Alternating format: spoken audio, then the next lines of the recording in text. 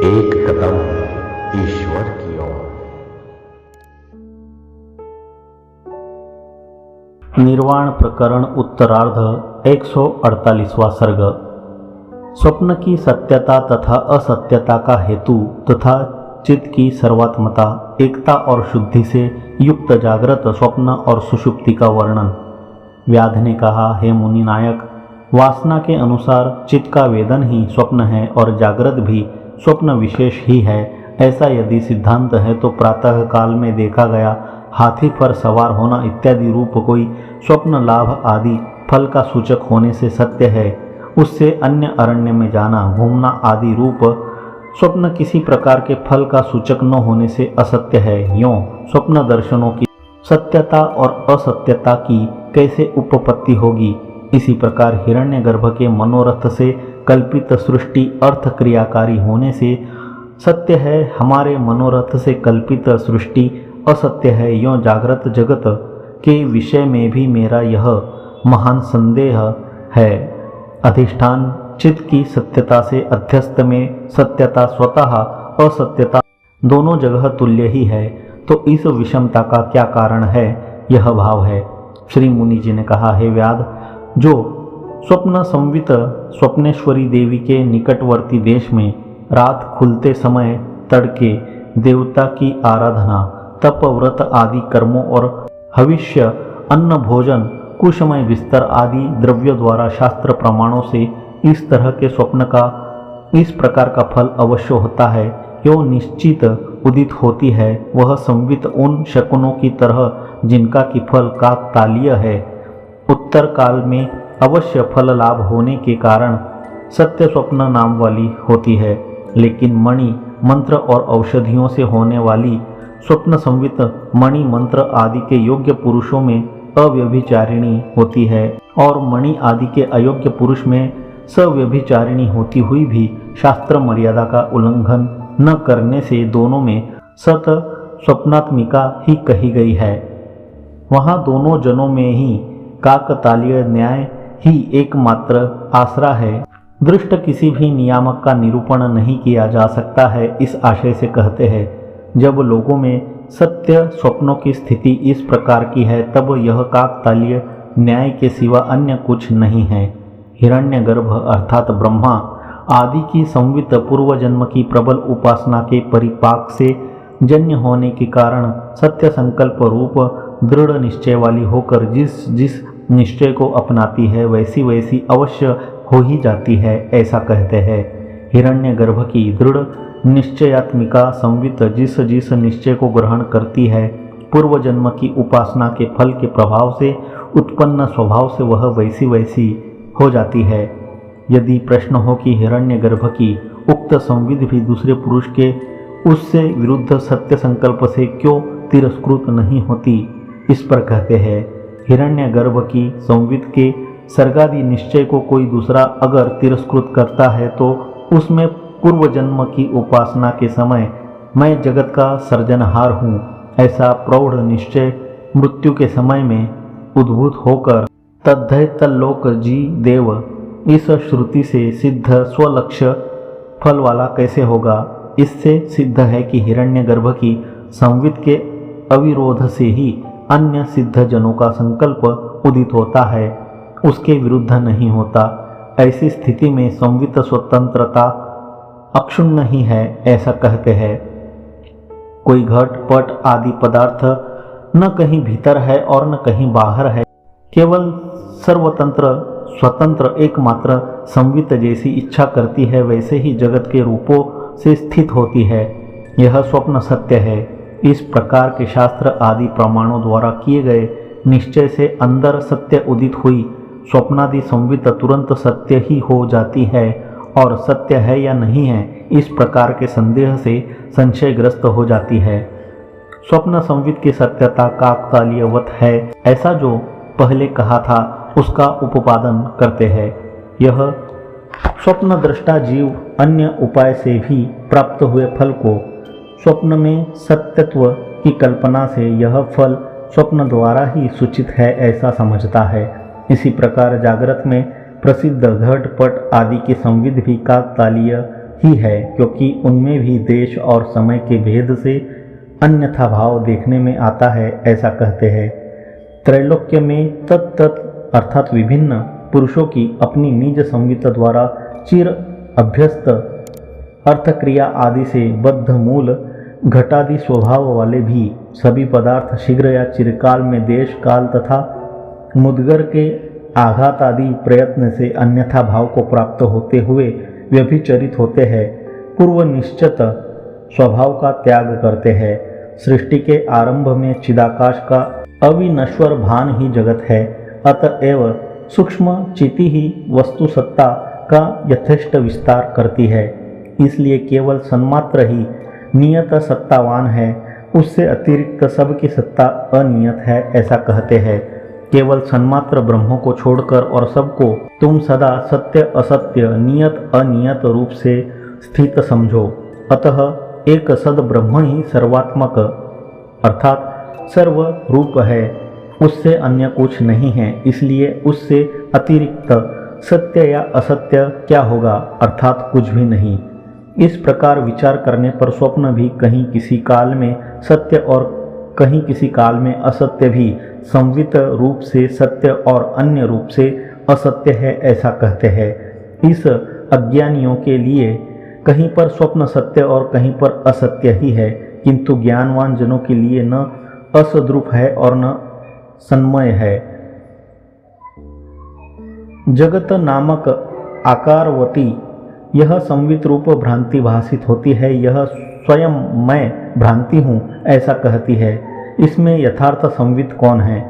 चिति ही चित्त बनकर जल में द्रव की तरह जो अपने में जगमगाती है, साभास स्फुरित होती है, वही यह जगत है। जागृत स्वप्न और सुषुप्ति जमे हुए और कुछ पिघले हुए घृत के समान अभिन्न नहीं है। यह उपोपादन करने के लिए भूमिका बांधते हैं। जैसे स्वप्न देखकर सुषुप्ति का अनुभव होता है, वैसे ही जागृत का अवलोकन कर निद्रा का अनुभव किया जाता है। हो ऐसा, इससे प्रकृति में क्या आया, इस पर कहते हैं। जैसे जमा हुआ कड़ा घी ही कुछ पिघलता है, कुछ पिघला हुआ ही जमकर फिर कड़ा हो जाता है। यों दो घृतों में परस्पर भेद नहीं है, क्योंकि वही यह घृत है। ऐसी प्रत्यभिज्ञा दोनों अवस्थाओं में होती है। हे महामते, वैसे ही तुम जागृत ही यह स्वप्न है, ऐसा जानो, और स्वप्न को जागृत जानो। ये दोनों एक अविनाशी ब्रह्म ही हैं। इस प्रकार अविद्याकृत चिन्मात्र रूप एक सुषुप्ति ही घृतवत सदा द्रव्यष्ट है। सभी नाम रूप के भेद उसी के पर्याय है, ऐसा निष्कर्ष निकला। यह कहते हैं, अचित्य चिन्मात्र भान रूप एक यह आकाश ही चारों ओर व्याप्त है। यहाँ जागृत स्वप्न और सुषुप्ति आदि उसी के नामांतर अर्थात पर्याय है। स्वप्न आदि के फल का नियम और अनियम भी उससे पृथक नहीं है, ऐसा कहते हैं। यहाँ न नियति है और न अनियति है। जरा बतलाओ तो, मिथ्याभूत स्वप्न संवित में नियम और अनियम का ही कैसे संभव हो सकता है? यानी मिथ्या होने के कारण भी नियम और अनियम अविद्यावृत चिन्मात्र से पृथक नहीं है, यह भाव है। अज्ञान से आवृत अनियंत्रित चिति जागृत और स्वप्न है। परिश्रम आदि निमित्त से नियंत्रित हुई वह सुषुप्ति है, तथा प्रयत्न से नियंत्रण में लाई गई उक्त चिति समाधि है। अज्ञान का विनाश हो जाने पर वही मुक्ति कहलाती है। ऐसी परिस्थिति में जागृत के निरोध से मनोव्यापार मात्र रूप अन्य शोक है। जब तक संवित भान का नियंत्रण रहता है, तब तक सुषुप्ति में आत्मा ही सर्व शोकांतर है, ऐसा जानकर शोक रहित समाधि सुख रूपी विश्राम चाहने वाला पुरुष नियमन ही करे। यदि कोई शंका करे कि संवित का पवन के समान नियमन करना अति दुष्कर है, उक्त संवित का स्वप्न आदि के आकार में स्फुरित होने का नियम है। इस पर कहते हैं, वायु लेखा की तरह स्वच्छंद स्फुरित हो रही संवित का विषयाकार में स्फुरण होना स्वभाव नहीं है, क्योंकि सुषुप्ति में उसका विषयाकार स्फुरण नहीं दिखाई देता और स्वप्न में संवित के विषयाकार स्फुरण में किसी कारण का भी निरूपण नहीं किया जा सकता, जिसको कि निमित्त मानकर नियति हो।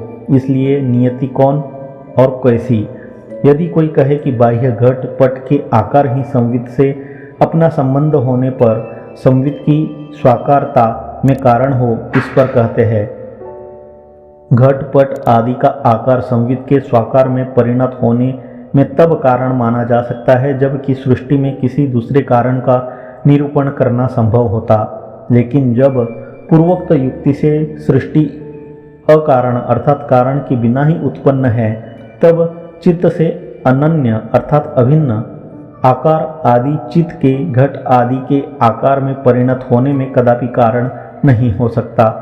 तो क्या सारा का सारा नियति रूपी महल ढह गया? ऐसी आशंका होने पर नकारात्मक उत्तर देते हैं। यहाँ जो चिति जब जैसे स्फुरित होती है वह वस्तु तब वैसी पारमार्थिक व्यावहारिक या प्रातिभाषिक होती है। इस प्रकार की ही नियति व्यवहार पर्यंत रहती ही है, अन्यथा नहीं होती है। स्वप्न की सत्यता नियति तो सर्वत्र शास्त्रानुसार होती है, इसलिए काकतालीयवत ऐसा हमने कहा है, ऐसा कहते हैं। नियति के अभाव से ही स्वप्न में कभी कभी सत्यता और कभी असत्यता होती है, इसलिए स्वप्न सत्यत्व काकतालीय ही है। मणि मंत्र औषध आदि रूप से प्रयुक्त स्वप्न सत्यता नियति तो जागृत प्रतीति में भी तुल्य है, ऐसा कहते हैं।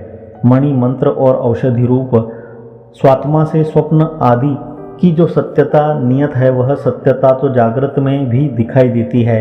जागृत और स्वप्न दोनों ही केवल चितभान ही है, अतएव इनमें विभिन्नता कैसी?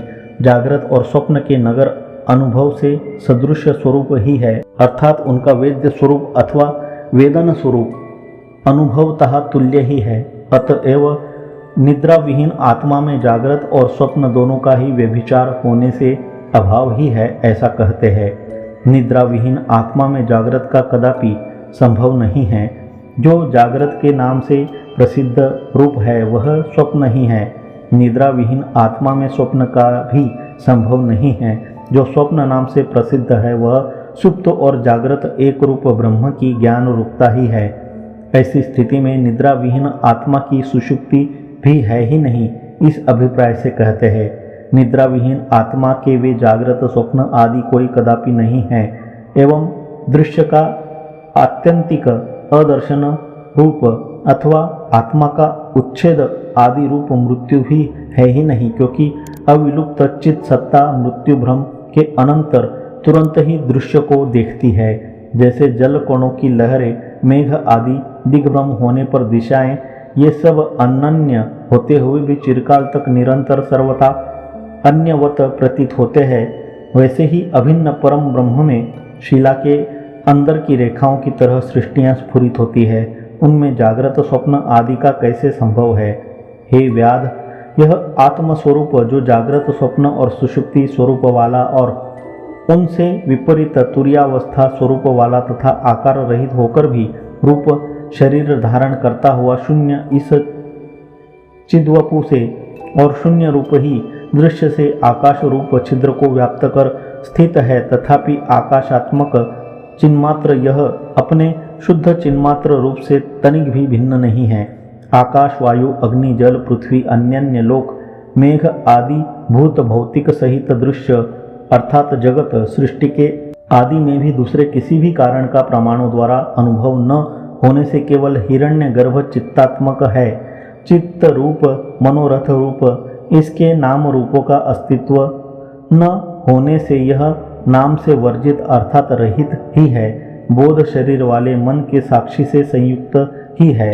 अंत में मन का विलय होने पर सारा का सारा दृश्य वेदन मात्र ही है, अन्य वस्तु नहीं है। 148वां सर्ग समाप्त।